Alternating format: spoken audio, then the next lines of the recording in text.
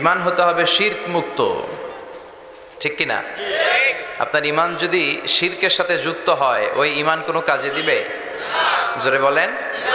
হাদিসে কুদসিতে আল্লাহ তাআলা বললেন, গোলাম, ইয়া ইবাদি লাউ আতাইতানি বিকরাবিল আরদি খাতায়া, কিয়ামতের দিন যদি পাহাড় পরিমাণ গুনাহ, জমিন পরিমাণ গুনাহ নিয়ে আমার কাছে তুমি হাজির হয়ে যাও, আর ওই গুনার ভিতরে যদি শিরকের গুনাহ না থাকে, তাহলে আমি আল্লাহ পাহাড় পরিমাণ দয়া আর ক্ষমা নিয়ে তোমার কাছে হাজির হয়ে যাব।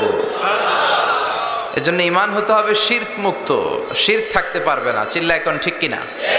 এই শিরকটা বড় ভয়ঙ্কর, এটা এইডসের চেয়েও ভয়ঙ্কর, ক্যান্সারের চেয়েও ভয়ঙ্কর। ক্যান্সারের অ্যান্সার আছে, শিরকের কোনো অ্যান্সার নাই। লা ইন আশরাকতা লা ইয়াহবাতান্না আমালুক ওয়ালা তাকুনান্না মিনাল খাসিরিন। যদি শিরক করে ফেলো, তোমার সব আমলগুলোকে বাতিল করে দিবে কে? এজন্য আমরা যখন নামাজে দাঁড়াই, আল্লাহ বলে নামাজ পরে পড়বি, আগে বল শিরক করস নাকি। আমরা বলি ওয়াজ্জাহাতু ওয়াজহিয়া লিল্লাযী ফাতারাস সামাওয়াতি ওয়াল আরদা হানিফাও ওয়া মা আনা মিনাল মুশরিকিন। আল্লাহ শিরক করি না, সুবহানাল্লাহ পড়েন। আবার যখন হজে যাই, আল্লাহ বলে হজ পরে করবি, আগে বল শিরক করস কিনা। আমরা বলি লাব্বাইক আল্লাহুম্মা লাব্বাইক লাব্বাইক লা শারীকা লাক। আল্লাহ শিরক করি না। এজন্য শিরক করলে আপনি শেষ। ক্যান্সারের অ্যান্সার আছে, শিরকের কোনো অ্যান্সার নাই। বিশ্বনবী শিরকের ব্যাপারে বলেছেন যে আখফা মিন দাবিবিন নামাল, পিঁপড়ার গুটি গুটি পায়ের চেয়েও আরো ছোট্ট পায়ে, এটা ভাইরাসের মতো দেহের ভেতরে ঢুকে। কম্পিউটারে ভাইরাস অ্যাটাক করে না, কি দিতে হয়? অ্যান্টিভাইরাস দিতে হয়। তাই ভাইরাসের মতো শিরক গুটি গুটি পায়ে আপনার দেহে প্রবেশ করে আপনার ইমান, আপনার আমল, আপনার সব নেক আমলগুলোকে বরবাদ করে দিবে। চিল্লা এখন ঠিক কিনা? এজন্য শিরকের সাথে আমাদের কোনো সম্পর্ক নাই। ইমান হতে হবে শিরক মুক্ত। 2 নম্বর স্লোগান দিয়েছেন আমল। আমল হতে হবে বিশ্বনবী সাল্লাল্লাহু আলাইহি ওয়াসাল্লামের পন্থায়। মন গড়া কোনো আমল করলে সেটা আল্লাহর কাছে কবুল হবে না। আমা আতাকুমুর রাসূলু ফাখুযুহু ওয়া মা নাহাকুম আনহু ফান্তাহু। বিশ্বনবী যেটা নিয়ে এসেছে সেটাকে আঁকড়ে ধরো, ক্লিং ইট আপ। আর বিশ্বনবী যেটা থেকে বারণ করেছে সেটা থেকে দূরে থাকো। বিশ্বনবী যা এনেছেন তাতে রহমত আর বরকত বেশি না কম? এজন্য বিশ্বনবীর সুন্নাহ আছে, যেখানে বরকত আছে। আজকে মেডিকেল সায়েন্টিস্টরা তারা রিসার্চ করে পাচ্ছে বিশ্বনবী যত সুন্নাহর কথা বলে গিয়েছেন ওটার মধ্যে বরকত বেশি। বিশ্বনবী মেসওয়াকের কথা বলেছেন, এই মেসওয়াকে হাজার ধরনের বরকত। আল্লাহু আকবার। বিশ্বনবী পারফিউমের কথা বলেছে, আতর ব্যবহারের কথা বলেছে। এজন্য বিশ্বনবী যে সুন্নাহগুলোর কথা বলেছে এগুলো আমরা আমল করব। মন গড়া কোনো পদ্ধতিতে আমল করা যাবে না। ঈমান হতে হবে শিরক মুক্ত, আর আমল হতে হবে বিশ্বনবীর পন্থায়, ঠিক কিনা? 3 নম্বর আপনাদের স্লোগান হচ্ছে জিকির। জিকির হবে একজনের, তিনি কে? অন্তরে বসাইতে হবে একজনকে, তিনি কে? অনেকে অন্তরে আল্লাহরে না বসাইয়া আয়নারে বসাইতে চায়। আয়না বসাইয়া দে মোর কলবের ভিতর বাবারে, আছে না নাই? দয়াল বাবা কেল্লা কাবা হেনারে কারিগর, আয়না বসাইয়া দে মোর কলবের ভিতর। বলে বলে বলে কলবে আয়না বসাইবেন না আল্লাহর জিকির বসাবেন? আরো জোরে বলেন, কি বসাবেন? এই দেহের সবচেয়ে দামি অঙ্গ হচ্ছে আপনার কলব। কলবের চেয়ে দামি অঙ্গ আর হতে পারে না। আলা ইন্না ফিল জাসাদি লা মুদগা ইযা সালুহাত সালুহাল জাসাদু কুল্লু ওয়া ইযা ফাসাদাত ফাসাদাল জাসাদু কুল্লু আলা ওয়া হিয়াল কলব। বিশ্বনবী বললেন, দেহে একটা গোশতের টুকরা আছে, এই গোশতের টুকরাটা সবচেয়ে দামি টুকরা। এই টুকরাটা যদি ভালো হয়ে যায় পুরো দেহটা ভালো হয়ে যায়। এই টুকরাটা যদি নষ্ট হয়ে যায় পুরো দেহটা নষ্ট হয়ে যায়। সেটার নাম হচ্ছে কলব। সেটার নাম কি? এজন্য কলবের ভেতরে জিকির বসাবেন কার? আলা বিযিক্রিল্লাহি তাতমাইন্নুল কুলুব। পৃথিবীর কোন জিনিস দিয়ে আপনার কলব ঠান্ডা হবে না একজনের জিকির ছাড়া। তিনি কে? আল্লাহ। আপনাদের মাদ্রাসার 4 নম্বর স্লোগান হচ্ছে দুরুদ। বিশ্বনবীর উপর দুরুদ পড়ার দরকার আছে না নাই? একবার দুরুদ পড়লে তার 10টা গুনাহ মাফ করে কে? আল্লাহ। তার মর্যাদা 10 স্টেপ বাড়ায় দেয় কে? এজন্য বিশ্বনবী সাল্লাল্লাহু আলাইহি ওয়াসাল্লামের উপর দুরুদ পড়তে হবে। আল্লাহ তৌফিক দান করুন। শিকারপুর দারুল কোরআন জিলানিয়া সিনিয়র মাদ্রাসা, এই মাদ্রাসা কর্তৃক আয়োজিত আজিমুস শান 33তম বার্ষিক ওয়াজ ও মাহফিলে ঈদগাহে মদিনা। সভাপতি হচ্ছে আমার প্রিয় নানা ভাই শাহ মোহাম্মদ গোলাম সাদেক সাঈদী আল কাদেরী, পীর সাহেব আড়াইবাড়ি দরবার, কুমিল্লা। প্রচণ্ড অসুস্থ আপনারা জানেন, দীর্ঘদিন ধরে অসুস্থতায় ভুগছেন, আল্লাহ ওনাকে সুস্থ করে দেখ। 2 দিন ব্যাপী তাফসীরুল কোরআনের এই প্রোগ্রামের আজকে দ্বিতীয় রজনী, তাই না? অনেক রাত পর্যন্ত আপনারা বসে আছেন। আমার আগে কথা বলেছে হযরতুল আল্লাহ বিশিষ্ট আলেমেদিন মুফতি আনম মাইনুদ্দিন সিরাজি সাহেব, সাবেক অধ্যক্ষ চান্দিনা আলামিন কামিল মাদ্রাসা। কথা বলেছেন ডক্টর আবুল কালাম আজাদ বাশার সাহেব। যারা এই কথা বলেছে নিঃসন্দেহে কোরআন সুন্নাহর আলোকে বলেছে, ঠিক কিনা? কোরআন সুন্নাহ আছে যেখানে আমরা আছি, ভণ্ডামি আছে যেখানে আমরা যাব না। দো দিল বান্দা কালমা চোরে, না পায় শ্মশান না পায় ঘরে, দিন থাকিতে আয়রে পথে ছাইড়া দে ভণ্ডামি, ভণ্ডামি ভণ্ডামি ভণ্ডামি, ছাইড়া দে ভণ্ডামি, ঠিক কিনা? ভণ্ডামি আছে না নাই? মাজার নিয়ে ব্যবসায়ী দেশে আছে না নাই?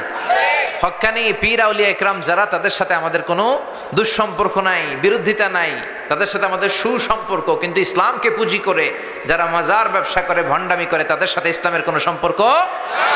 নামাজ কালাম পড়ে না, ইবলিশ শয়তানের নানা, ধর্মের একখান খুঁটি ধইরা কয়দিন করবা হয়রানি, ভণ্ডামি ভণ্ডামি ভণ্ডামি, ছাইড়া দে ভণ্ডামি। দো দিল বান্দা কালমা চোর, না পায় শ্মশান না পায় ঘোর, দিন থাকিতে আয়রে পথে ছাইড়া দে ভণ্ডামি, ভণ্ডামি ভণ্ডামি ভণ্ডামি, ছাইড়া দে ভণ্ডামি, ঠিক কিনা? এই ভণ্ডামি বাংলাদেশে আছে না নাই? লাল শালু নীল শালু আছে না নাই?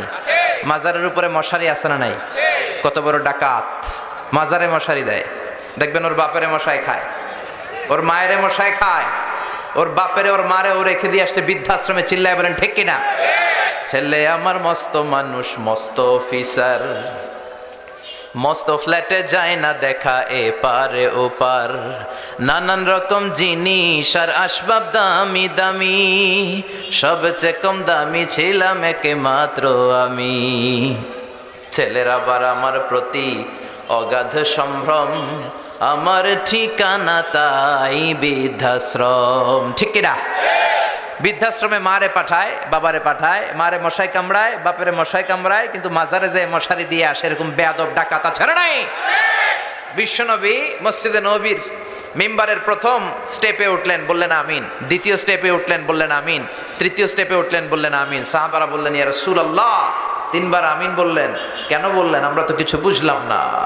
বিশ্বনবী বললেন, প্রথম স্টেপে যখন পা রেখেছি, সাইয়েদনা জিব্রাইল বলেছে, রোজা পে, সিয়াম পে, রমাদান পে যারা নিজের গুনাহ মাফ করাতে পারলো না, তাদের উপর আল্লাহ লানত। আমি বললাম আমিন। দ্বিতীয় স্টেপে আমি যখন পা রেখেছি, জিব্রাইল এসে বলেছে, আমি বিশ্বনবী মুহাম্মদ রাসূলুল্লাহ সাল্লাল্লাহু আলাইহি ওয়াসাল্লামের নাম শোনার পরেও যে সাল্লাল্লাহু আলাইহি ওয়াসাল্লাম পড়লো না, তার উপর আল্লাহ লানত। আমি বললাম আমিন। তৃতীয় স্টেপে যখন আমি বিশ্বনবী পা রেখেছি, জিব্রাইল এসে বলল, ও নবী, মাতা পিতা একজনকে কিংবা দুজনকে বৃদ্ধা অবস্থায় পেয়েও যারা তাদের খেদমত করে, তাদের দোয়া নিয়ে জান্নাতি হতে পারলো না, তাদের উপর আল্লাহ লানত। আমি বিশ্বনবী পড়েছি আমিন। এজন্য মাতা পিতার খেদমতের দরকার আছে না নাই? আর মাজারে মশারি দেয়া যাবে না। চিল্লা এখন ঠিক কিনা? মাজারের সাথে ইসলামের কোনো সম্পর্ক। আপনি কবর জিয়ারত করতে যাবেন, কিন্তু যিনি শুয়ে আছে তার কাছে কিছু চাওয়া যাবে না, চাইতে হবে একজনের কাছে। তিনি কে? কেউ যেটা পারে না পারে কে? কেউ যেটা দেয় না দেয় কে? আপনার মনের জ্বালা যন্ত্রণা দুঃখ দুর্দশা দূর করে দিতে পারে একজন, তিনি কে? আল্লাহ আমাদেরকে সহি সমঝ দান করুক। আপনারা সবাই ভালো আছেন তো? শীত টিত লাগে না তো? এত রাতে আপনারা বসে থাকবেন আমার ধারণা ছিল না। আমি ভাবছি উঠে চলে যাবেন। তো আপনারা যেহেতু বসে আছেন, আল্লাহ তাআলা যদি তৌফিক দেয়, আমরা মহাবিশ্বের মহাবিশ্বয় মহাগ্রন্থ আল কোরআন আল কারীম থেকে কিছু কথা শুনবো ইনশাআল্লাহ। কিন্তু ওঠা বসা করা যাবে না। খুব বেশি লম্বা সময় নিব না, অল্প কয়েক মিনিট কথা বলবো, কিন্তু শেষ পর্যন্ত বসে থাকতে হবে। রাজি আছেন নাকি ওঠা বসা করবেন? কে কে উঠবেন? হাত তোলেন তো দেখি।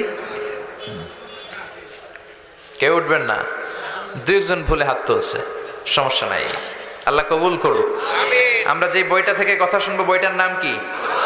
আরো জোরে বলেন, কি নাম? এই কোরআনের তেলাওয়াত শুনলে, এই কোরআনের তাফসীর শুনলে অন্তরটারে ঠান্ডা করে দেয় কে? হৃদয়টাকে বিগলিত করে দেয় কে? পৃথিবী বিখ্যাত কারি আব্দুল বাসিত ইবনে আব্দুস সামাদ, ওনার একটা তেলাওয়াত শুনে ইন্ডিয়ার প্রধানমন্ত্রী ইন্দিরা গান্ধী উনি কাঁদতে কাঁদতে বেহুশ হওয়ার উপক্রম হয়েছিল। ইন্দিরা গান্ধী কি মুসলমান না হিন্দু? তো হিন্দু কোরআন শুনে চোখের পানি ছাড়ে, সুবহানাল্লাহ পড়বেন না? আব্দুল বাসেত ইবনে আব্দুল সামাদ মিশরীয় কারি, জামাল আব্দুল নাসের মিশরের প্রেসিডেন্ট আব্দুল বাসেত ইবনে আব্দুল সামাদকে নিয়ে সোভিয়েত ইউনিয়নে গেল, যেটা বর্তমানে আমরা চিনি রাশিয়া নামে। কি নামে? তো রাশিয়াতে যাওয়ার পরে সবাই হচ্ছে কমিউনিস্ট। তো উনি জামাল আব্দুল নাসের মিশরের প্রেসিডেন্ট, তার সব মন্ত্রীদেরকে চিনাই দিচ্ছে, এটা ফিনান্স মিনিস্টার, এটা হচ্ছে এডুকেশন মিনিস্টার, এটা হোম মিনিস্টার।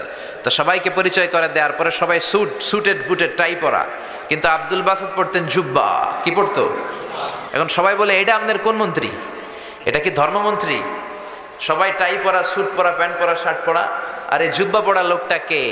তো মিশরের প্রেসিডেন্ট জামাল আব্দুল নাসের বললেন, এটা আমার কোনো মন্ত্রী নয়, এটা আমার দেশে কোরআনের আবৃত্তিকারী, কোরআনকে যিনি তেলাওয়াত করে ওই আবৃত্তিকারক। সুবহানাল্লাহ। এখন কমিউনিস্ট নেতারা শুনে তো অবাক, কিরে কিসের আবার কোরআন, আবার কেমন করে আবৃত্তি হয়? আমাদের কাছে তো এমন কিছু নাই। জামাল আব্দুল নাসের বলে, আমাদের যদি কোনো বড় পার্টি হয়, প্রোগ্রাম হয়, ওই প্রোগ্রাম শুরু হয় এই কোরআনের আবৃত্তি দিয়ে, তেলাওয়াত দিয়ে। সুবহানাল্লাহ।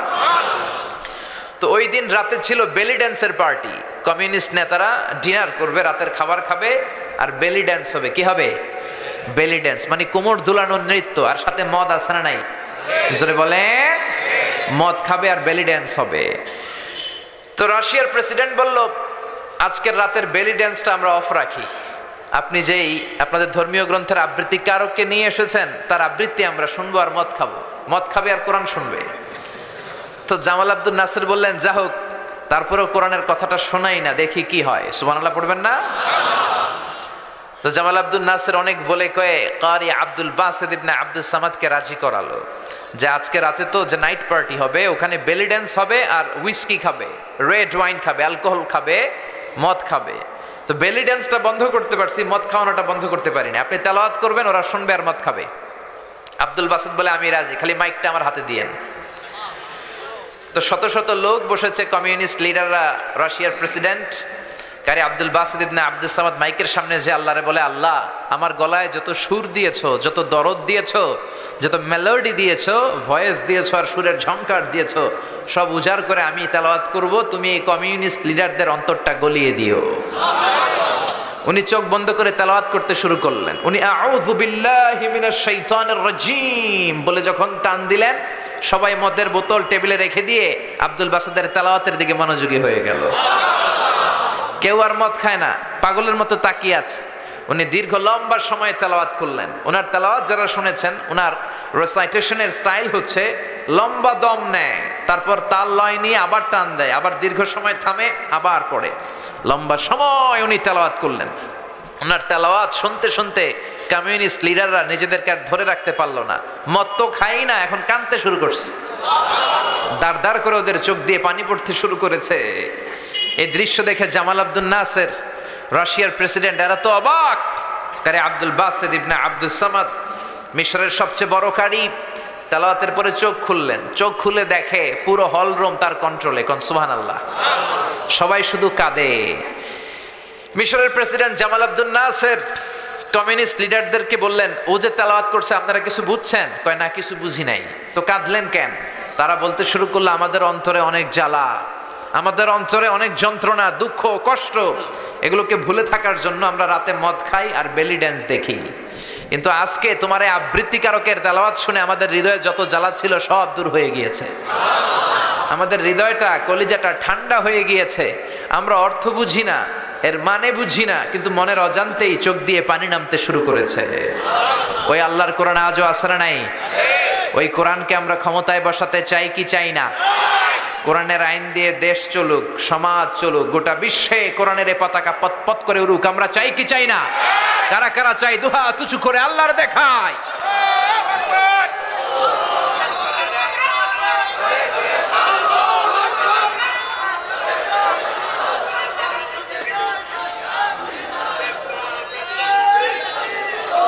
আল্লাহ আমাদের স্লোগানকে তুমি কবুল করো। কোরআনের জন্য ভালোবাসাকে তুমি আমাদের নাজাতের ওসিলা বানাও। যে কোরআনের কারণে কমিউনিস্টরা কাঁদে, ওই কোরআন আজও আসরা নাই। এই কোরআন হচ্ছে আপনার জীবনের সব সমস্যার সমাধান করে দিবে। কোরআন কখনো জট পাকায় না, জট খুলে। কোরআন হচ্ছে it's a problem solving methodology. এটা আপনার প্রবলেম, সমস্যাকে সমাধান করে দিবে। It's not a problem creating methodology. কোরআন কখনো সমস্যা তৈরি করে না, কোরআন কখনো ঝামেলা পাকায় না, কোরআন কখনো জট লাগায় না, জট খুলে সব সমস্যার সমাধান দিতে পারে। সমাধান চাও যদি জীবনে মরণে, ফিরে যাও খুঁজে নাও চোখ রাখো কোরআনে। পড়েন সবাই, সমাধান ফিরে যাও খুঁজে নাও চোখ রাখো কোরআনে। If you want the solution this দুনিয়া এন্ড আখিরা, go back have a look to the holy কোরআনে। ঠিক না? এজন্য কোরআন সমাধানের বার্তা নিয়ে, পায়গাম নিয়ে বসে আছে। সেই পায়গাম আমাদেরকে গ্রহণ করতে হবে, কোরআনকে বুঝতে হবে, পড়তে হবে, ধরতে হবে, কোরআনের জন্য মরতে হবে। চিল্লা এখন ঠিক কিনা? আমরা আল কোরআন আল করিমের সূরাতু আন-নাসর থেকে কিছু কথা শুনবো। অনেক রাত, খুব লম্বা চূড়া আলোচনার সুযোগ নাই, খুব অল্প করে কিছু কথা, জরুরি কথা আপনাদের খেদমতে শেয়ার করে আমরা একসাথে বিদায় নিব। চিল্লায় পড়েন ইনশাআল্লাহ। তার আগে এই মাঠটাকে কাঁপিয়ে আমার সাথে সাথে 3টা তাকবীর পড়তে হবে। রাজি আছেন তো? রাজি আছেন সবাই? পড়েন পড়েন, লিল্লাহি তাকবীর, লিল্লাহি তাকবীর, লিল্লাহি তাকবীর। সূরাতু আন-নাসর মুখস্থ আছে না নাই? কার কার মুখস্থ নাই দেখি? সবার আছে, সুবহানাল্লাহ কইবেন না? কোরআনের এই শেষের দিকের সূরাগুলো, 30তম পারার ছোট্ট ছোট্ট সূরাগুলো আমাদের সবার মুখস্থ। আর এগুলো মুখস্থ হয় মনের অজান্তে। কে কবে মুখস্থ করছি বলতে পারবো না। আব্বার হাত ধরে, দাদার হাত ধরে, নানার হাত ধরে, মসজিদে যেতে যেতে, মাহফিলে যেতে যেতে, হুজুরের মুখ থেকে শুনতে শুনতে কবে যে মুখস্থ হয়েছে আমরা নিজেরাও জানি না। সূরা ফাতিহা কার কবে মুখস্থ হয়েছে কইতে পারবেন? জোরে বলেন। সূরা নসরও এরকম, সূরা ইখলাসও এরকম, সূরাতু আল কাউসার এটাও এরকম। এই ছোট্ট সূরাগুলো কবে যে আমরা মুখস্থ করে ফেলছি। মসজিদে ঢুকলেই আল্লাহ কিছু সূরা আমাদেরকে গিফট দেয়, ঠিক কিনা? মসজিদে ঢুকলেই কিছু সূরা গিফট পাওয়া যায়। যেমন এই সূরাতু কাউসার, সূরাতু নাসর, সূরাতু ইখলাস, এই সূরাগুলো মসজিদে ঢুকলেই আল্লাহ আমাদের অন্তরের ভিতরে ঢুকায় দেয়। চিল্লায় বলেন ঠিক কিনা? এই সূরাতু আন-নাসর এটা মাদানী সূরা, মাত্র 3টা আয়াত আছে এই সূরার ভিতরে। কয়টা? আর জোরে বলেন কয়টা? নাসর মানে সাহায্য, নাসর মানে বিজয়। সাহায্য আর বিজয় দান করে একজন, তিনি কে? বদরের যুদ্ধে আমরা জয়লাভ করলাম আমাদের নিজেদের শক্তিতে, আমাদের নিজেদের সৈন্যবাহিনী দিয়ে, আমাদের ক্ষমতায়। সেদিন আমাদেরকে সাহায্য করেছিল কে? উহুদের যুদ্ধে আমাদেরকে সাহায্য করেছিল কে? হুনাইনের প্রান্তরে আমাদেরকে সাহায্য করেছিল কে? 1971 সালে পাক হানাদার বাহিনীকে আমরা হারালাম, সাহায্য করেছিল কে? কিন্তু আল্লাহ যে সাহায্য করছে এটা আমাদের মুখ দিয়ে বেরই হতে চায় না। 21শে ফেব্রুয়ারি, 16ই ডিসেম্বর, 26শে মার্চ খালি আমরা বলি আমরা তোমাদের ভুলবো না, ঠিক কিনা? এক সাগরে রক্তের বিনিময়ে বাংলার স্বাধীনতা আনলে যারা, আমরা তোমাদের ভুলবো না, আমরা তোমাদের ভুলবো না। দুঃসহ বেদনার কণ্টক পথবে, শোষণের নাগ পাশ ছিঁড়লে যারা, আমরা তোমাদের ভুলবো না, আমরা তোমাদের ভুলবো না, ঠিক কিনা? আমরা মুক্তিযোদ্ধাদের ভুলবো না। যতদিন আমার লাল সবুজের পতাকা থাকে, যতদিন আমার বাংলাদেশ নামক ভূখণ্ডটা পৃথিবীর বুকে থাকে, মুক্তিযোদ্ধাদের জন্য আমাদের দোয়া ছেড়ে নাই। আমরা কোনোদিন তাদেরকে ভুলবো না। তাদের জন্য আমাদের শ্রদ্ধা, প্রাণ ভরা ভালোবাসার দোয়া ছাড়া নাই। কিন্তু ওই দিন শুধু মুক্তিযোদ্ধাদের গুণগান করলে চলবে না, প্রশংসা করতে হবে কার? এক সাগরে রক্তের বিনিময়ে বাংলার স্বাধীনতা দিলেন যিনি, আল্লাহ তোমাকে ভুলবো না, আল্লাহ তোমাকে ভুলবো না, ঠিক কিনা? যে আল্লাহ আমাদেরকে বিজয় দিলেন, যে আল্লাহ আমাদের হাতে স্বাধীনতা দিলেন, 9 মাস রক্তক্ষয়ী যুদ্ধের পরে যে আল্লাহ আমাদেরকে লাল সবুজের পতাকা দিলেন, ওই আল্লাহরে আমরা ভুলবো না, ঠিক কিনা? এজন্য 16ই ডিসেম্বর, 26শে মার্চ, 21শে ফেব্রুয়ারিতে মুক্তিযোদ্ধাদের জন্য যেমনি দোয়া করব, ভাষা শহীদদের জন্য যেমনি দোয়া করব, আর সাথে সাথে প্রশংসা আর শুকরিয়া জ্ঞাপন করব কার? চিল্লায় বলেন কার? কিন্তু মাইক পেলে আমরা বলি যুদ্ধ করে আমরা বিজয় ছিনিয়ে এনেছি, আমরা বীরের জাতি, আমরা সাহসী জাতি। কিন্তু আল্লাহ যে আমাদের হাতে বিজয় তুলে দিলেন ওই শুকরিয়া আমাদের মধ্যে নাই, ঠিক কি না? আমরা মাইক পেলে সব ভুলে যাই, আল্লাহরে ভুলে যাই। টিভির ক্যামেরার সামনে দাঁড়ালে, সাংবাদিকদের সামনে দাঁড়ালে আমরা বলি এই দুর্যোগে কিচ্ছু হবে না, আমরা দুর্যোগ মোকাবেলা করব। ভূমিকম্পে বাংলাদেশের কিচ্ছু হবে না, অনেক খাদ্য মজুদ আছে, দুর্যোগ মন্ত্রী বলে ফেলে, ঠিক কি না? তারপর শোক দিবসের ঘোষণা দেয়, শোক দিবসের ঘোষণা দিয়ে কোনো লাভ নাই, তওবা দিবস ঘোষণা দিতে হবে, চিল্লা এখন, ঠিক কি না? 16 কোটি মানুষ আমাদের পাপের কারণেই দুর্যোগ। যাহারাল ফাসাদু ফিল বাররি ওয়াল বাহর বিমা কাসাবাত আইদিন নাস। জলে স্থলে অগ্নিকাণ্ড, ঝড় তুফান, ভূমিকম্প যাই হয় সব আমাদের হাতের কামাই। এজন্য মন্ত্রীদের টিভির সামনে এসে বলা দরকার, আমরা জাতীয় তওবা দিবস ঘোষণা দিলাম। কোন দিবস? প্রধানমন্ত্রীর নেতৃত্বে আমরা সবাই তওবা করলাম। চিল্লায় বলেন, তওবা করতে কোনো আপত্তি আছে? কথা কন। এজন্য আমাদেরকে বিজয় দিয়েছে কে? আমাদেরকে 1971 সালে পাক হানাদার বাহিনীদেরকে হারানোর ব্যাপারে সাহায্য করেছে কে? আল্লাহর সাহায্য ছাড়া আমরা বিজয় পাইতাম? জোরে বলেন, পাইতাম? এজন্য রাব্বুল আলামিন বলেন, ইযা জাআ নাসরুল্লাহি ওয়াল ফাত ওয়া রাআইতান নাসা ইয়াদখুলুনা ফি দীনিল্লাহি আফওয়াজা ফাসাব্বিহ বিহামদি রাব্বিকা ওয়াস্তাগফিরহু ইন্নাহু কানা তাওয়াবা। পড়েন আল্লাহু আকবার। এই সূরাটি মাদানী সূরা। কি সূরা? আর জোরে বলেন। 10ম হিজরিতে নাজিল হয়েছে হাজ্জাতুল ওয়াদা'ের সময়। বিশ্বনবী যখন হজ করেছিলেন, বিশ্বনবী জীবনে হজ করেছিলেন একটা। কয়টা? অনেকে এটা জানে না। 4টা উমরা করেছেন, মাত্র একটা হজ বিশ্বনবীর নসিবে ছিল। এটাই হচ্ছে বিদায় হজের বাণী বা ভাষণ যে আমরা শুনি, সেই বিদায় হজ, শেষ হজ, এটাই বিশ্বনবীর একটা মাত্র হজ। ওই হজের মৌসুমে আইয়ামুত তাশরিকের সময় মিনা প্রান্তরে বিশ্বনবীর উপর এই 3 আয়াতের ছোট্ট সূরাটাকে নাজিল করেছে কে? এই সূরাটা হচ্ছে আখিরু সূরাতি নুজুলান ফিল কুরআন। কোরআনের সর্বশেষ নাজিল হওয়া পূর্ণাঙ্গ সূরা। কোরআনের সর্বপ্রথম নাজিল হওয়া পূর্ণাঙ্গ সূরা হচ্ছে সূরাতুল ফাতিহা। কোন সূরা? আর কোরআনের সর্বশেষ নাজিল হওয়া পূর্ণাঙ্গ সূরা হচ্ছে সূরাতুন নাসর। চিল্লায় পড়েন আল্লাহু আকবার। এই সূরার নাম সূরাতুন নাসর ছাড়াও আরো একটা নাম আছে, সেটা হচ্ছে সূরাতু আত-তাওদিয়া, মানে বিদায়ের সূরা। বিশ্বনবী যে পৃথিবী থেকে অল্প কিছুদিনের মধ্যেই চলে যাবেন, বিদায় নেবেন, তার আগাম বার্তা এই সূরার ভেতরে আছে না নাই? বিশ্বনবী এই সূরা নাজিল হওয়ার পর পৃথিবীতে মাত্র 80 দিন বেঁচে ছিলেন। কয় দিন? কোন বর্ণনা এসেছে বিশ্বনবী এই সূরা নাজিলের পর মাত্র 90 দিন, 3 মাস বেঁচে ছিলেন। এজন্য এই সূরা নাজিলের পর বিশ্বনবী বলতেন, অকদ নুইতু ইলা নাফসি, আমার মনে হয় আমি আর বাঁচব না। এই সূরার অর্থ থেকে মনে হয় এই পৃথিবীতে আমি আর বেশি দিন নাই, কারণ আল্লাহ বলেছেন, ও নবী, যখন সাহায্য আসবে আর বিজয় আসবে, আর আপনি দেখবেন লোকজন ঢলে ঢলে দলে দলে কালিমা পড়ে মুসলমান হয়ে যায়। পৃথিবীর সবাই যদি কালিমা পড়ে মুসলমান হয়ে যায়, তার মানে বিশ্বনবীর দাওয়াতি মিশন কমপ্লিট, ঠিক কি না? বিশ্বনবীর যেই পায়গাম, যে মিশন দিয়ে আর যে ভিশন দিয়ে আল্লাহ পাঠিয়েছে, ওই ভিশন কমপ্লিট। বিশ্বনবীর আর পৃথিবীতে থাকার দরকার নাই। চিল্লা এখন, ঠিক কি না? এই কথা শুনে বিশ্বনবীর কন্যা, কলিজার টুকরা, নয়নের পুতুলি সাইয়্যিদাতুনা ফাতিমা রাদিয়াল্লাহু তাআলা আনহা ফাবাকাত, কাঁদতে শুরু করলেন।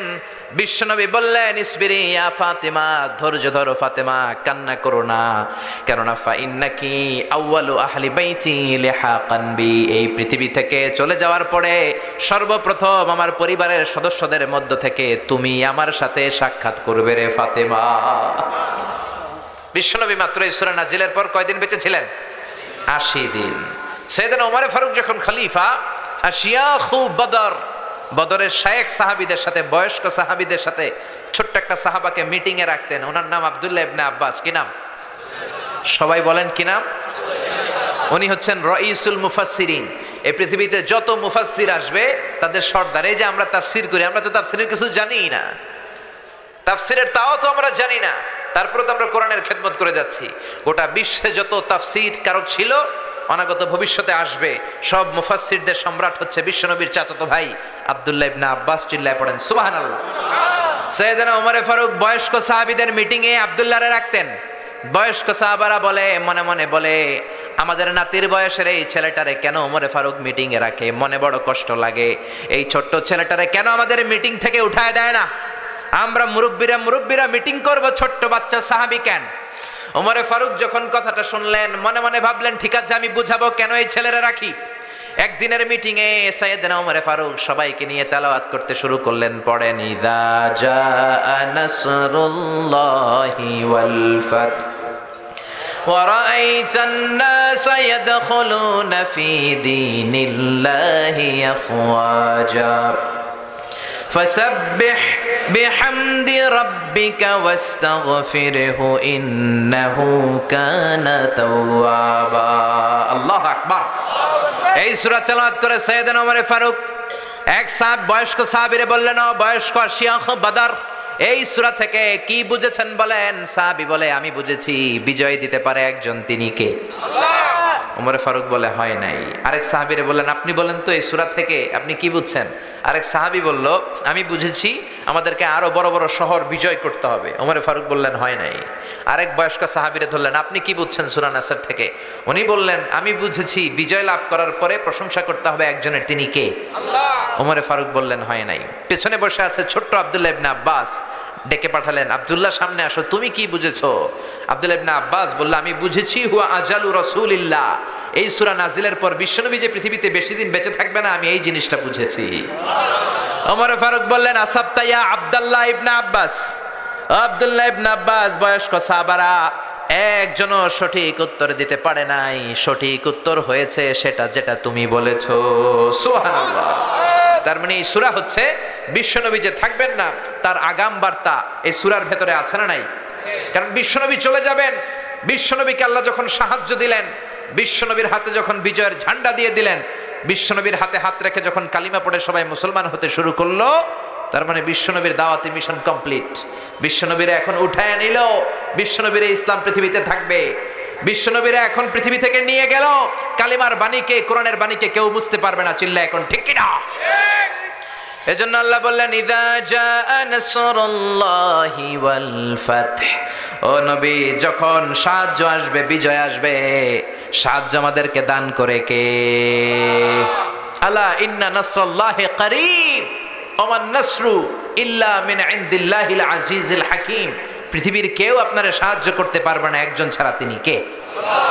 আল্লাহ বললেন, নবী যখন আমি আপনারে সাহায্য করব, যখন আমি আপনারে বিজয় দিব, এই ফাতহ দ্বারা উদ্দেশ্য হচ্ছে ফাতহে মক্কা, মানে মক্কা বিজয়। কি বিজয়? জোরে বলেন, সবাই বলেন, মক্কা বিজয়। কারণ মক্কা বিজয় হয়ে যাওয়ার পরে কাফিরদের কোমরকে আল্লাহ ভেঙে দিয়েছে। আর কোন কাফির মুশরিক বিশ্বনবীর সামনে দাঁড়িয়ে বড় কথা বলতে পারে নাই, ঠিক কিনা? এজন্য আল্লাহ বললেন, যখন আমি সাহায্য পাঠালাম, যখন আমি বিজয় দিলাম, রাআইতান নাসা ইয়াদখুলুনা ফি দীনিল্লাহি আফওয়াজা, তখন লোকজন দলে দলে কালিমা পড়ে মুসলমান হয়ে যাবে। সুবহানাল্লাহ। ও নবী যখন আমি আপনার সাহায্য দিব, বিজয় দিব, এজন্য বিশ্বনবীকে আল্লাহ তাআলা বিজয় চাওয়ার জন্য, ক্ষমতা চাওয়ার জন্য দোয়া করতে বলেছে। আল্লাহ নিজে শিখিয়ে দিয়েছে, ও নবী আপনি দোয়া করেন আমি যেন আপনার ক্ষমতার চেয়ারে বসাই, আমি যেন আপনার ক্ষমতা দেই, আমি যেন আপনার সাহায্য করি। এজন্য ক্ষমতা চাওয়াটা কল্যাণের জন্য, ক্ষমতায় যেতে চাওয়াটাও খারাপ কিছু না। চিল্লা এখন ঠিক কিনা? এজন্য বিশ্বনবী দোয়া করতেন, ওয়াজআলনি মিল্লাদুনকা সুলতানান নাসিরা, ও আল্লাহ আপনি আমারে বিজয়ী শক্তি দেন, সাহায্যকারী শক্তি দেন, ক্ষমতার মসনদে বসিয়ে দেন। কারণ ক্ষমতার মসনদে বসালে আমি কোরআনকে গোটা বিশ্বের মানুষের উপরে কায়েম করে দেব, ঠিক কিনা? এজন্য বিশ্বনবী বলতেন, ইন্নাল্লাহা লা ইয়াযআউ বিসুলতান মা লা ইয়াযআউ বিল কোরআন। আল্লাহ মাঝে মাঝে ক্ষমতার প্রয়োগে সমাজে এমন কিছু করান যেটা কোরআন দিয়ে করানো যায় না। চিল্লা এখন ঠিক কিনা? আমরা আজীবন নামাজের ওয়াজ করব, কিন্তু সবাই নামাজি হবে না। কিন্তু প্রধানমন্ত্রী শেখ হাসিনা যদি ঘোষণা করে, আমিও আজকে থেকে নামাজি হয়ে গেলাম, 17 কোটি মানুষ আপনারাও নামাজি হয়ে যান, কালকে থেকে যদি কেউ নামাজ বাদ দেয় আজীবনের জন্য কারাদণ্ড, 10 লক্ষ টাকা করে জরিমানা, আর প্রত্যেক ওয়াক্তের জন্য 5টা করে ব্যাত। একটা করে বেনামাজি থাকবে? বাংলার জমিনে কোনো জেলায়, কোনো থানায়, কোনো গ্রামে, কোনো মহল্লায়, কোনো পাড়ায়, কোনো বাড়িতে কোনো বেনামাজি থাকবে? চিল্লায় বলেন, থাকবে? আমরা আজীবন ওয়াজ করলেও আপনারা নামাজি হবেন না। নসিব যাদের ভালো তারা হবেন, কিন্তু বাকিরা বেনামাজি। তার মানে সবকিছু ওয়াজ দিয়ে হয় না। মাইরের দরকার আছে না নাই? ক্ষমতার দরকার আছে না নাই? ও মিয়া, বড় বড় আল্লাহর ওলিরা, আলেম ওলামারা বাংলার জমিনে সুদের বিরুদ্ধে ওয়াজ করেছে, মদের বিরুদ্ধে ওয়াজ করেছে, আমরাও করব, কিন্তু আজ মদ আছে না নাই? জোরে বলেন। খতিব ওবায়দুল হক সাহেব কত বড় খতিব ছিল বাইতুল মুকাররমের, উনি সুদের বিরুদ্ধে মদের বিরুদ্ধে ওয়াজ করতে করতে মরে গেলেন, কিন্তু মদ মরে নাই, সুদ মরে নাই। মুফতি ফজলুল হক আমিনী কত বড় মুফতি ছিলেন, ওয়াজ করতে করতে মদের বিরুদ্ধে সুদের বিরুদ্ধে ওয়াজ করতে করতে উনি মরে গেলেন, কিন্তু সুদ মরে নাই। বড় বড় আল্লাহর ওলিরা, চরমনায়ের পীর সাহেব, আগের পীর সাহেব, সারসিনার আগের পীর সাহেব, আড়াইবাড়ির পীর সাহেবরা মদের বিরুদ্ধে ওয়াজ করেছে। আমার নানা ভাই আড়াইবাড়ির পীর সাহেব, উনি মদের বিরুদ্ধে ওয়াজ করতে করতে মরে যাবে, কিন্তু মদ মরবে না। আমি আজহারি মদ আর সুদের বিরুদ্ধে ওয়াজ করতে করতে আমিও মরে যাব, কিন্তু সুদ মরবে না। কারণ আইন প্রতিষ্ঠা করে যেটাকে সমাজে চালু করা হয় ওইটা ওয়াজে মরে না, ওইটা আরেকটা আইন দিয়ে দমন করতে হয়। চিল্লায় বলেন ঠিক কিনা? এজন্য কোরআনের পক্ষে আইন বানানোর জন্য মসনদে সংসদে কোরআন ঢুকানোর দরকার আছে না নাই? ওয়াজ দিয়ে সুদ মরে না, মদ মরে না। মদ মারতে হলে কোরআনকে মসনদে বসাতে হবে। এজন্য বিশ্বনবী বললেন, ওয়াজআলনি মিন লাদুনকা সুলতানান নাসিরা, ও আল্লাহ আপনি আমারে ক্ষমতা দেন যাতে ক্ষমতা পেয়ে কোরআনের রাজকে আমি সমাজে চালু করে দিতে পারি। ঠিক কি না? এজন্য আল্লাহ বললেন, ওয়ারাআইতান নাসা ইয়াদখুলুনা ফি দীনিল্লাহি আফওয়াজা, ও নবী আপনি দেখবেন আপনারা যখন আমি ক্ষমতার মসনদে বসাবো, ক্ষমতার চেয়ারে বসাবো, আর ওই ক্ষমতা দিয়ে যখন আপনি কোরআনকে এস্টাবলিশ করবেন, লোকজন দলে দলে ঢলে ঢলে বাঁধ ভাঙা জোয়ারের মতো কালিমা পড়ে পড়ে সবাই মুসলমান হয়ে যাবে। ঠিক কিনা? কোরআনের এই অগ্রযাত্রা, ইসলামের এই অগ্রযাত্রা পৃথিবীর কেউ ঠেকাতে পারবে? কোনো জেল জরিমানা রক্তচক্ষুর ভয় দেখিয়ে কোরআনের আওয়াজকে থামানো যায়? কোরআনের আওয়াজকে থামানো যাবে? কোরআনের ব্যাপারটা একেবারেই ভিন্ন। এটারে থামাইতে গেলে এটা লাফায়া ওঠে, এটারে বন্ধ করতে চাইলে এটা হুঙ্কার দিয়ে গর্জে উঠে। চিল্লা এখন ঠিক কিনা? কোরআনের আওয়াজকে বন্ধ করা যায় না, কোরআনের এই শিক্ষাকে বন্ধ করে দেওয়া যাবে না। এক জায়গায় আপনি কোরআনকে বন্ধ করতে চাইবেন, কোরআনকে স্তব্ধ করতে চাইবেন, অন্যান্য জায়গায় কোরআন গর্জে উঠবে। চিল্লা এখন ঠিক কিনা? এজন্য ঢলে ঢলে বানের পানির মতো লোকজন কালিমা পড়ে মুসলমান হতে শুরু করেছে। এই নিউজগুলো আমরা অনেকে জানি না। ইউরোপে আমেরিকাতে প্রতিদিন স্ট্রিট দাওয়া হয়, কলেজ দাওয়া হয়, রাস্তায় রাস্তায় দায়ীরা কালিমার দাওয়াত দিয়ে খ্রিস্টানদেরকে, হিন্দুদেরকে, ইয়াহুদীদেরকে কালিমা পড়ায় মুসলমান বানায় ফেলছে। হাজার হাজার লোক ইসলামের সুশীতল ছায়াতলের নিচে চলে আসছে, কিন্তু এগুলো সিএনএনে কভার হয় না, কেবল নিউজ নেটওয়ার্কে এগুলো পাবেন না, বিবিসিতে, ব্রিটিশ ব্রডকাস্টিং কর্পোরেশনে এগুলো আসে না। কারণ এগুলো আসলে গোটা বিশ্বে একটা তোলপাড় তৈরি হয়ে যাবে। এগুলো আসে না, এই নিউজগুলো আমরা শুনতে পাই না। বানের পানির মতো, বাঁধ ভাঙা জোয়ারের মতো লোকজন ইউরোপে আমেরিকাতে কালিমা পড়ে মুসলমান হচ্ছে। খ্রিস্টানদের এখন সবচেয়ে বড় চিন্তা, who is this Muhammad, what is this Quran, what is this Islam, কি এই ইসলাম, কে এই মোহাম্মদ, কি এই কোরআন। বিশ্বনবীর নাম লিখে তারা অনলাইনে সার্চ করে, দে search by writing Muhammad, then they find a big biography of the last messenger, they read, they become convinced, they cry, and some of them they accept Islam. তারা বিশ্বনবী সম্পর্কে জানার জন্য বিশ্বনবীর নাম লেখা অনলাইনে সার্চ দেয়, অনলাইনে বিশ্বনবীর জীবনী পায়, পড়ে তারা অবাক হয়। অনেকে চোখের পানি ছাড়ে যাদের নসিব ভালো কালিমা পড়ে মুসলমান হয়ে যায়। খোদ আমেরিকাতে এখন মুসলমানের সংখ্যা 30 লাখেরও বেশি, হাজার হাজার মসজিদ হচ্ছে আমেরিকায়। ইউরোপিয়ান সোসাইটিতে মুসলমানদের অবদান দিনকে দিন বাড়ছে। একটা জরিপে, একটা স্ট্যাটিস্টিক্সে এসেছে, একটা সার্ভেতে এসেছে, after the twin tower attack the number of Muslim community already have been doubled in United States of America. Twin Tower attack এর পর, 9/11 এর পর, আমেরিকাতে আগে যা মুসলমান ছিল, এই 9/11 এর পরে, টুইন টাওয়ার অ্যাটাকের পরে এখন মুসলমান তার দ্বিগুণ হয়ে গেছে। এজন্য যত সভ্যতা, যত শক্তি, যত সুপার পাওয়ার আছে সবগুলোকে অবদমন করে সর্বশেষ যেই পাওয়ারটার উত্থান ঘটবে সেটার নাম ইসলাম। সেটার নাম কি? বিশ্বাস হয়? একটু সন্দেহ লাগে, একটু সন্দেহ লাগে না? স্যার স্যামুয়েল হ্যান্টিংটন একটা বই লিখেছে, দি ক্ল্যাশেস অফ সিভিলাইজেশন, সভ্যতার সংঘাত। তিনি বলেছেন পৃথিবীতে এত এত সভ্যতা, সবগুলো সভ্যতার পরে সর্বশেষ যেই সভ্যতাটার বিজয় হবে, সুপার পাওয়ার হিসেবে যেই সভ্যতাটা দাঁড়িয়ে থাকবে সেটার নাম ইসলামের সভ্যতা। সুবহানাল্লাহ। এজন্য ইমানের নূর দিয়ে, কালিমার নূর দিয়ে আল্লাহ যারে ধন্য করতে চায়, পৃথিবীর কোন শক্তি তাকে সেই নূর থেকে মাহরুম করতে পারে। আমেরিকাতে প্রথমে মুসলমান হলো বক্সার মোহাম্মদ আলী। আপনি ইন্টারনেটে Muslim community in United states of America দিয়ে সার্চ দিলে এদের নামগুলো পাবেন। কি পরিমাণে সেলিব্রিটিরা আমেরিকাতে মুসলমান হয়েছে। তিনি 60-এর দশকে মুসলমান হয়েছে, ইন্তেকাল করেছে 2016 সালে। এরপরে মুসলমান হয়েছে নীল আর্মস্ট্রং, যিনি প্রথম চাঁদে গিয়েছিলেন। এডউইন অলড্রিন আর মাইকেল কলিন্সকে নিয়ে চাঁদে নেমে দেখে চাঁদের এই মাথা থেকে ওই মাথাটা ফাটা। পৃথিবীতে এসে বিশ্বনবীর জীবনী পড়ে জানতে পেরেছে বিশ্বনবী আঙ্গুলের ইশারায় চাঁদকে 2 ভাগ করেছেন। এই ঘটনা জেনে সে কালিমা পড়ে মুসলমান হয়েছে। তার মুসলমান হওয়ার পরে আমেরিকাতে মুসলমান হওয়ার হিড়িক লেগেছে। দলে দলে সেলিব্রিটিরা কালিমা পড়তে লাগলো। মুসলমান হলো ফ্রান্সের বিখ্যাত সার্জন ডক্টর মরিস বুকায়েলি। ফ্রান্স তার বাড়ি, তার মানে ইউরোপে, পুরো ইউরোপ কেঁপে গেল। তিনি তার নাম রেখেছেন কনভার্টেড মুসলিম হিসেবে সুলাইমান। এরপরে এরকম শত শত সেলিব্রিটি, পাকিস্তানের ক্রিকেটার ইউসুফ ইওয়ানা কালিমা পড়ে মুসলমান। টনি ব্লেয়ারের আপন শালী লরেন বুথ একজন মিডিয়া কর্মী, কালিমা পড়ে মুসলমান। নেলসন ম্যান্ডেলার আপন নাতি, দক্ষিণ আফ্রিকার প্রেসিডেন্টের নাতি, কালিমা পড়ে মুসলমান।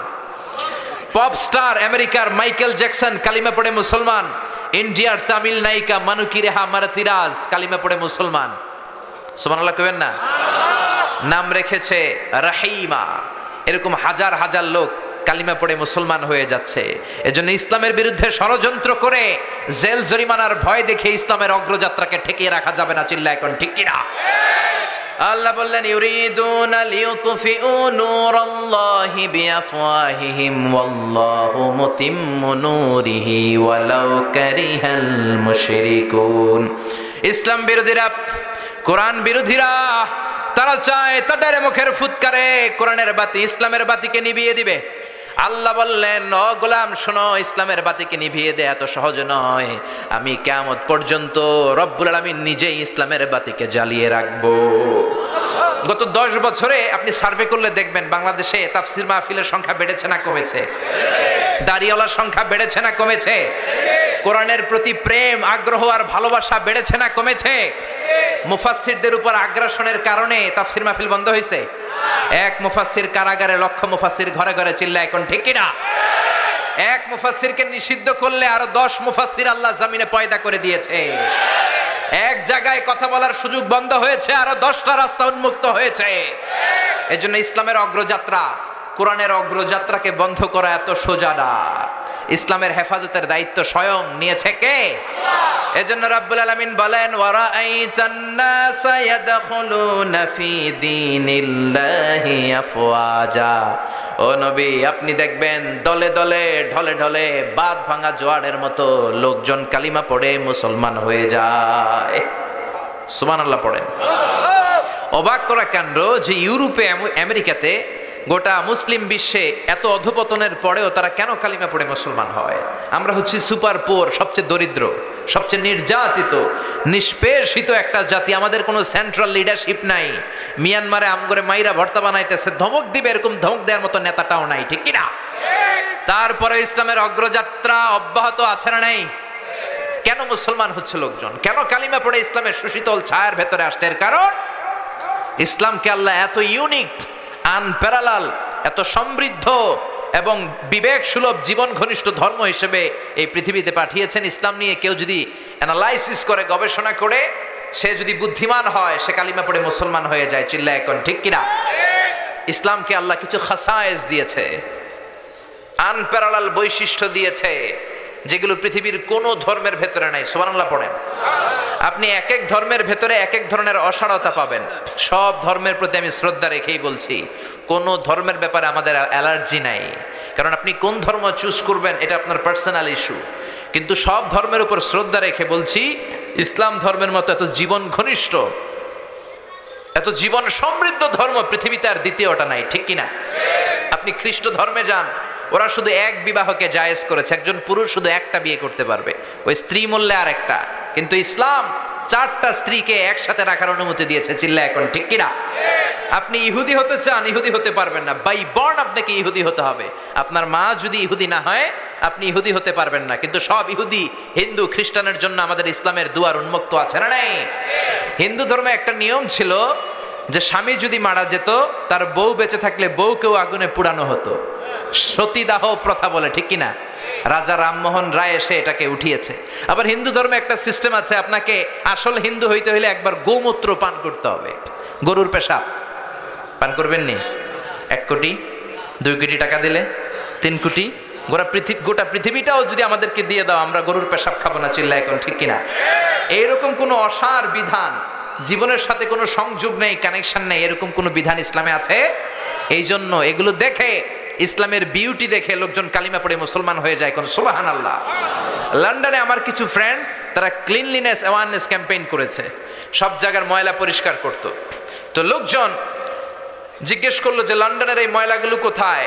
সবাই বলল কিছু যুবক ছেলে ময়লা পরিষ্কার করে। তারা যেয়ে দেখলো যুবকগুলো কথা বলে না, মুখে মাস্ক আর গেঞ্জির মধ্যে লেখা মুহাম্মদ সাল্লাল্লাহু। দেখেন, কথা না বলেও শুধু একটা শব্দ দিয়েও দাওয়াতি কাজ করা যায় কি যায় না? চিল্লায় বলেন। এই বিশ্বনবীর নাম দেখে দেখে, কোরআনের নাম শুনে শুনে তাদের দ্বারা ইনফ্লুয়েন্সড হয়ে হয়ে লন্ডন শহরেরও অনেক যুবক কালিমা পড়ে মুসলমান হয়েছে। কোন সুবহানাল্লাহ। এজন্য রব্বুল আলামিন বলেন, ইসলামকে আমি এমন ভাবে নীতি সমৃদ্ধ করেছি, আহকাম সমৃদ্ধ করেছি, ইসলাম ছাড়া পৃথিবীর অন্য কোনো ধর্মে এত সৌন্দর্য নাই। সুবহানাল্লাহ। ইসলামের প্রথম সৌন্দর্য হচ্ছে এটা রব্বানি, আল্লাহ প্রদত্ত ধর্ম। এটা মানব মস্তিষ্ক প্রসূত কোনো ধর্ম নয়, এটা মানুষের বিবেক দিয়ে বানানো ধর্ম নয়। এই ধর্মকে সরাসরি আসমান থেকে নাজিল করেছে কে? খ্রিস্টানরাও কিন্তু আল্লাহরে মানে, কিন্তু তারা শিরক করে ফেলে। এজন্য যারা বিদেশে যাওয়ার জন্য ডলার কিনেছিলেন, দেখবেন ডলারের পেছনে লেখা ইন গড উই ট্রাস্ট, আমরা গডে বিশ্বাসী। খ্রিস্টানরা কিন্তু নাস্তিক না। নাস্তিকরা পৃথিবীতে সবচেয়ে কপাল পোড়া, কারণ ওদের কান্নাকাটি করার কোনো জায়গা নাই, ঠিক কিনা? নাস্তিকের চেয়ে হিন্দু ভালো, কারণ তারা মূর্তির সামনে যে কান্নাকাটি করার সুযোগ আছে না নাই? নাস্তিকের চেয়ে ইহুদি ভালো, কারণ তারা সিনাগগে যে পূজা করে। নাস্তিকের চেয়ে খ্রিস্টান ভালো, কারণ তারা জেসাস খ্রাইস্টের কাছে যেয়ে চায়। আমরা মসজিদে যেয়ে কার কাছে চাই? কিন্তু নাস্তিকরা কার কাছে চায়? জোরে বলেন, জোরে বলেন। ওদের চাওয়ার কোনো জায়গা আছে? এজন্য নাস্তিক হওয়া যাবে। ইউনাইটেড স্টেটস অফ আমেরিকার জনগণরা কিন্তু নাস্তিক নয়, ওরা খ্রিস্টান। প্রোটেস্ট্যান্ট, অর্থোডক্স আর রোমান ক্যাথলিক, এই 3টা মাযহাব ওদের। আমাদের মাযহাব কয়টা? হানাফি, শাফিঈ, মালিকি, হাম্বলি। আর ওদের হচ্ছে রোমান ক্যাথলিক, প্রোটেস্ট্যান্ট, আর একটা হচ্ছে অর্থোডক্স। ওরাও আল্লাহরে বিশ্বাস করে, কিন্তু শিরক করে ফেলে। ট্রিনিটি, ওই যে শিরক করা যাবে না, ওরা ট্রিনিটিতে বিশ্বাসী। আরবিতে বলে তাসলিস, ত্রিত্ববাদ। ওরা বলে আল্লাহর ছেলে হচ্ছে ঈসা আর তার ওয়াইফ হচ্ছে মারিয়াম। এই কথা বলেই সব গুলায় ফেলছে। চিল্লায় বলেন ঠিক কিনা? আল্লাহ বলে ইসলামের প্রথম সৌন্দর্য এটা রব্বানি ধর্ম। পৃথিবীর কোন মানুষের মন মস্তিষ্ক প্রসূত কোনো কথা দিয়ে কোরআন চলে না, ইসলাম চলে না। ইসলাম চলে একজনের কথায়, তিনি কে? আল্লাহ। এই জন্য কবরে গেলে প্রথম প্রশ্ন, মার রব্বুক, তোমার রব আছে কিনা ওইটা জিজ্ঞেস করা হবে। আপনি যদি বলেন আমি জানি না আমার রব কে, মায়ের আছে না নাই? মাটিতে না পিঠে? আপনাকে সাহস নিয়ে ফেরেশতাদের সামনে জবাব দিতে হবে, আল্লাহ আমার রব। জোরে, আল্লাহ আমার রব, এই রবি আমার সব, দমে দমে তনু মনে তারি অনুভব। আল্লাহ আমার রব, এই রবি আমার সব। চিল্লায় পড়েন আল্লাহু আকবার। এখন অনেকে প্রশ্ন করতে পারে, হুজুর খ্রিস্ট ধর্ম এটাও তো আল্লাহ পাঠিয়েছে, কথা ঠিক। ইহুদি ধর্ম এটাও তো আল্লাহ পাঠিয়েছে, এই কথাও ঠিক। কিন্তু উত্তর হচ্ছে, খ্রিস্ট ধর্মের যে স্ক্রিপচার, রিলিজিয়াস বুক, এটাকে তারা অক্ষুণ্ণ রাখতে পারে নাই। দে ডিস্টর্টেড দেয়ার রিলিজিয়াস স্ক্রিপচার। তারা তাদের ইনজিলকে পরিবর্তন করেছে। আল্লাহ তাআলা সাইয়েদনা ঈসা আলাইহিস সালামের উপর যে ইনজিল পাঠিয়েছিল পৃথিবীতে, এখন কি ওই ইনজিল অবশিষ্ট আছে? জোরে বলেন। কিচ্ছু অবশিষ্ট নেই। আমি নিজে ইনজিল পড়েছি, আমি ধর্মতত্ত্বের ছাত্র। আল আজহার ইউনিভার্সিটিতে ম্যাথিউ, লুক, গসপেল, বাইবেলের শ্লোকগুলো আমাদেরকে পড়তে হয়েছে। আল্লাহ তাওরাত কিতাব পাঠিয়েছিলেন তুর পাহাড়ের উপর সাইয়েদনা মুসার কাছে। ওই তুর পাহাড়েও আমি 2 বার উঠেছি। ইহুদিবাদও আল্লাহ পাঠিয়েছে, খ্রিস্টবাদও আল্লাহ পাঠিয়েছে, কিন্তু তাদের কিতাব তাওরাত আর ইনজিল তারা আল্লাহর পাঠানো কিতাবের মতো রাখে নাই। যার যেমন মন চায় ওইরকম কথা ঢুকিয়েছে। চিল্লা এখন ঠিক কিনা? কিন্তু 1500 বছরের ব্যবধানে আল্লাহর কোরআনের 6666 আয়াতের একটা আয়াতেরও পরিবর্তন ঘটেছে? একটা জেড জবরের কোনো পরিবর্তন হয়েছে? একটা অক্ষরের কোনো পরিবর্তন হয়েছে? কোনোদিন পরিবর্তন হবে? পৃথিবীর সব কোরআনগুলোকে একসাথে স্তূপ করে আপনি যদি আগুন জ্বালিয়ে দেন, তাইলে মনে হয় পৃথিবীতে আর কোরআন থাকবে না? থাকবে, থাকবে। আমার হাফেজদের কলিজায় কোরআন আছে না নাই? যদি আগুন লেগে ধ্বংস হয়ে যায়, ধ্বংস হয়ে যায়, যদি আগুন লেগে যায় পুড়ে যায় পৃথিবীর সব বইয়ের দোকান, বিশ্ব থেকে হারাবে না পবিত্র কোরআন, বিশ্ব থেকে হারাবে না পবিত্র কোরআন। পড়েন আল্লাহু আকবার।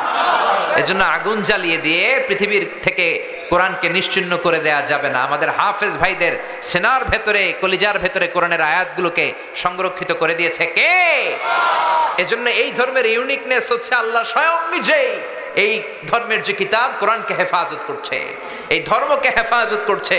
তাই পৃথিবীর কোনো শক্তি বা অপশক্তি কিংবা পরাশক্তি ইসলামের কিচ্ছু করতে পারবে না। চিল্লা এখন ঠিক কিনা? এই ধর্মের দ্বিতীয় ইউনিকনেস হচ্ছে আল ইনসানিয়া, এটা মানবতার ধর্ম। ইসলাম বলে সবার উপরে মানুষ সত্য, তাহার উপরে নাই। চিল্লায় পড়েন আল্লাহু আকবার। আবার রব্বুল আলামিন বললেন ওয়ালাকাদ কাররামনা বানি আদম, আমি বনি আদমকে আশরাফুল মাখলুকাত বানিয়ে সম্মান দিয়েছি। ফামান শাআ ফালইউমিন ওয়া মান শাআ ফালইয়াকফুর, যার মন চায় কালিমা পড়বা, যার মন চায় কালিমা পড়বা না, কোনো জোরাজুরি লা ইকরাহা ফিদ্দিন। বিশ্বনবী যখন কোন এলাকায় যেতেন তিনটা প্রস্তাব দিতেন। এক হচ্ছে আসলিম তাসলাম, কালিমা পড়ো শান্তিতে রাখবে কে? আল্লাহ। কালিমা পড়বা না, খ্রিস্টান থেকে যাবা, থাকো, আমাদেরকে ট্যাক্স দিবা, আমরা তোমাদেরকে নিরাপত্তা দিব। কালিমাও পড়বো না, খ্রিস্টান থেকে ট্যাক্সও দিবা না, তাহলে আমার তলোয়ার তোমাদের আর আমার মাঝে ফায়সালা করে দিবে। চিল্লায় বলেন ঠিক কিনা? এজন্য ইসলাম হলো মানবতার ধর্ম। বিশ্বনবী একটা লাশ দেখে দাঁড়ায় গেলেন, সাহাবী বললেন ইন্নাহু ইয়াহুদি। ও নবী, আপনি দাঁড়ায় গেলেন কেন? লাশটা তো মুসলমানের লাশ নয়, ইহুদির লাশ। কার লাশ? জোরে বলেন। ও নবী, এটা তো ইহুদির লাশ, আপনি দাঁড়াইলেন যে? বিশ্বনবী বললেন আওয়ালাইসাত নাফসান, এটা কি মানুষ না? এটা ইহুদি হোক, এটা খ্রিস্টান হোক, এটা বৌদ্ধ হোক, এটা তো মানুষ। আমি মানুষকে সেলিউট করেছি, আমি মানুষকে সম্মান দিয়েছি। চিল্লায় বলেন আল্লাহু আকবার। এজন্য এই ধর্মটা হচ্ছে ইনসানিয়ার ধর্ম, মানবতার ধর্ম। 3 নম্বরে এই ধর্মটা হচ্ছে দিনুন শামিল, দিনুন কামেল। আপনার গোটা জীবনে যা যা দরকার সব কিছু কোরআনের ভেতরে দিয়ে দিয়েছে কে? কোরআনের শুরু থেকে শেষ পর্যন্ত যদি আপনি রিসার্চ করেন, আপনি দেখবেন আপনার জীবনের এমন কোনো অঙ্গন নাই যে অঙ্গনের ব্যাপারে আপনারে আল্লাহ পাক কিছু বলে নাই, সব বলে দিয়েছে। এজন্য ইসলামকে খণ্ডিত করে মানা যায় না, মানলে পুরোটাই মানতে হয়। আপনি যদি বলেন 114টা সূরার 110টা মানি, 4টা মানি না, মুমিন না কাফের? মানলে আপনার সব মানতে হবে। 6666 আয়াত, আপনি বললেন 6665টা মানি, কয়টা মানি না? মুমিন না কাফের? মুমিন না কাফের? অনেকে বলে আমরা সুবিধাজনক কথাগুলা মানি, কঠিন কথা মানি না। এরকম কথা যারা বলে মুমিন না কাফের? সুন্নাত নয় শুধু সুমধুর আলাপন, আর সুন্নাত হলো হুঙ্কার গর্জন। ঠিক না? আপনি মিষ্টি মিষ্টি আলাপ করলেন, অন্যায়ের প্রতিবাদ করলেন না, হুঙ্কার দিলেন না, আপনি কি মুমিন না কাফের? সুন্নাত নয় শুধু মেষ চড়াতে যাওয়া, আর সুন্নাত হলো রাষ্ট্রনায়ক হওয়া। ঠিক না? মা মিন নাবিয়্যিন ইল্লা রাআল গানাম, পৃথিবীতে এমন কোন নবী নাই যে নবী ছাগল চড়ায় নাই। এজন্য সুন্নত আদায়ের জন্য আপনি ছাগল চড়ান, কিন্তু কোরআনকে যে সংসদে বসাইতে হবে ওই সবচেয়ে বড় সুন্নাতটা আপনি মানেন না, আপনি মুমিন না কাফের? সুন্নাত নয় শুধু পাগড়ি মাথায় দেয়া, আর সুন্নাত হলো অন্যায় বাধা দেয়া।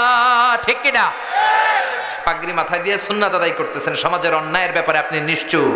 আসাকিতু আনিল হাক্কি শয়তানুন আখরাস, অন্যায় দেখে বাতিল দেখে যে চুপ থাকে ওইটা হলো বোবা শয়তান। চিল্লা এখন ঠিক কিনা? আপনি পাগড়ি মাথায় দিয়ে সুন্নাত আদায় করতেছেন, কিন্তু অন্যায় দেখে বাধা দেন না, মুমিন না কাফের? সুন্নাত নয় শুধু পাগড়ি মাথায় দেয়া, আর সুন্নাত হলো অন্যায় বাধা দেয়া। মোহাব্বতে তার সুদিনের সাথী তুমি, দুর্দিনেও তার পাশে থাকো কি? আরো কিছু সুন্নাত আছে তুমি জানো কি? জানলেও জীবনে কখনো তা মানো কি? সুন্নাত নয় শুধু দাওয়াতের মেহমান, খালি দাওয়াত খাইবেন সুন্নাত হয়ে গেল? হ্যাঁ, সুন্নাত নয় শুধু খাওয়া শেষে মধুপান। মিলাদের পর গরম গরম জিলাপি, সুন্নত শেষ নাকি? আরো কিছু সুন্নাত আছে তুমি জানো কি, জানলেও জীবনে কখনো তা মানো কি। চিল্লায় বলেন ঠিক কিনা? এজন্য রব্বুল আলামিন বলেন, গোলাম মানলে পুরোটাই মানবা, তাইলে তোমারে পাক্কা মুমিন বানায় দিবে কে? এই ইসলামের আরেকটা অনন্য বৈশিষ্ট্য হচ্ছে ইসলাম মানা সোজা। ইসলাম মানা কঠিন না সহজ? ইসলামের যত নিয়ম আপনার সাথে স্যুট করবে, আপনার সাথে ম্যাচ করবে, আপনার সাথে যাবে না, স্যুট করে না, ম্যাচ করে না, এমন কোন নিয়ম আল্লাহ দেয় নাই। সুবহানাল্লাহ। দাঁড়িয়ে নামাজ পড়া ফরজ, দাঁড়াতে পারেন না, বসে পড়েন, কবুল করে নিবে কে? ওযু করে নামাজ পড়া ফরজ, ঠান্ডা লাগছে তায়াম্মুম করেন, কবুল করে নিবে কে? দামি জিনিস দিয়ে মহারণা দেওয়া ফরজ, টাকা নাই কিন্তু কোরআনের কয়েকটা সূরা জানেন, আপনার স্ত্রী সূরা পারে না, আপনি আপনার স্ত্রীকে কোরআনের সূরা পড়ায় দেন, এইটাকেও মোহর হিসেবে কবুল করবে কে? বিশ্বনবী বললেন, ইয়াসিরু ওয়ালা তুআসিরু বাশিরু ওয়ালা তুনাফিরু। ইসলামকে সহজ করে সাবলীল করে মানুষের কাছে উপস্থাপন করো, ইসলামকে কঠিন করে দিও না। চিল্লায় পড়েন সুবহানাল্লাহ। এজন্য ইসলাম মানা সহজ, ইসলামের মধ্যে কোনো কাঠিন্যতা নাই।